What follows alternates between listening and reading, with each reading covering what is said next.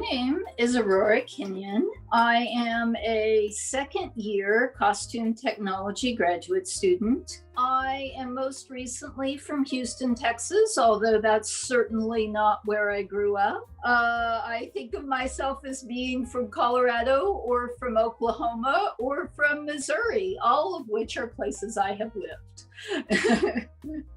I made Loretta the Lizard here.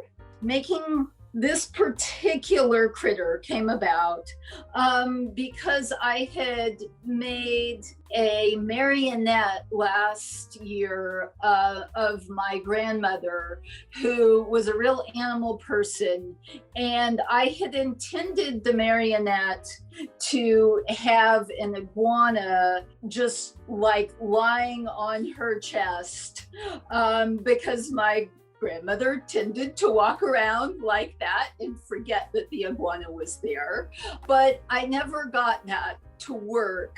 So I decided that Grammy still needed an iguana.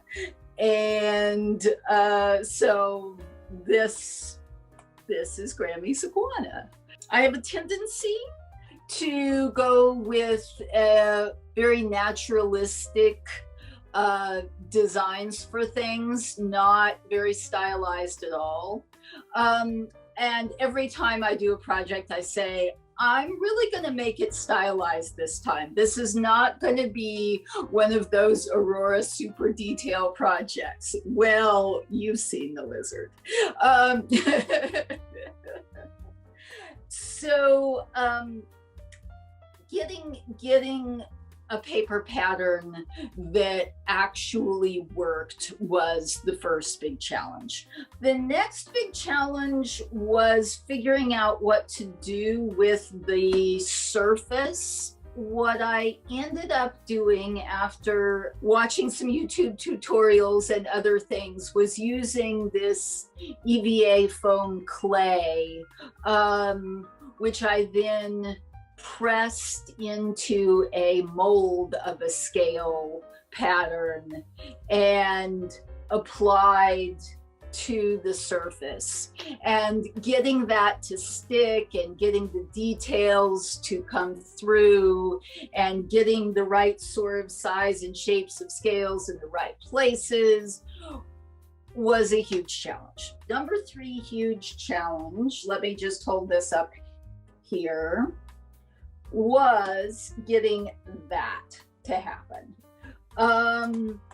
In my mind, part of being a lizard is being able to raise your dewlap and show interest or aggression or whatever the heck it is you're feeling. And I wasn't willing to let that go. So getting the mechanism for that to work was a challenge. Those were really the big ones. I did end up using this fabric for the dewlap, and trying to integrate that was another challenge. But really that was sort of a minor challenge. I really like sculpting. It's like one of my favorite things to do. I think I am pretty good at getting proportion and getting things the way I want them to be. It's something I pride myself on. Sculpting something, this big translates to a large head, and I created some pretty complex curves, and I knew as I did it, there was no question that I was going to have to turn these complex curves into planes, into not flat surfaces, but surfaces that I could delineate one from the other. I did think a lot about that as I sculpted, but that didn't mean that I understood how difficult it was going to be to cover that tiny head in tape and cut out those little pieces and be able to get them to go back together and work out right after I enlarged the whole thing. it was definitely an exercise in, can you break Aurora's brain? Yeah, I did myself in. That said, when I actually got to the point of cutting the pieces out and putting them together, even though it was also very complicated on those terms, because I didn't go with a lot of straight 90-degree angles. I had these little angle notes all over my pattern pieces indicating, okay, you want to be at 45 in this part of this cut, and then turn down to 20, and then back the opposite direction over, so that these two pieces will fit together. And I don't necessarily recommend that for anyone who ever wants to finish a project.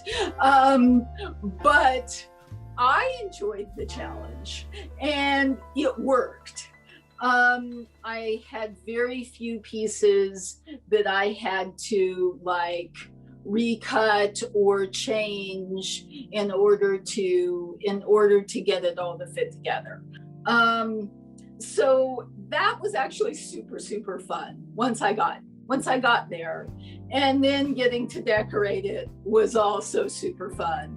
Oh, I haven't talked at all about the eyes. Eyes were a fun part of this for me.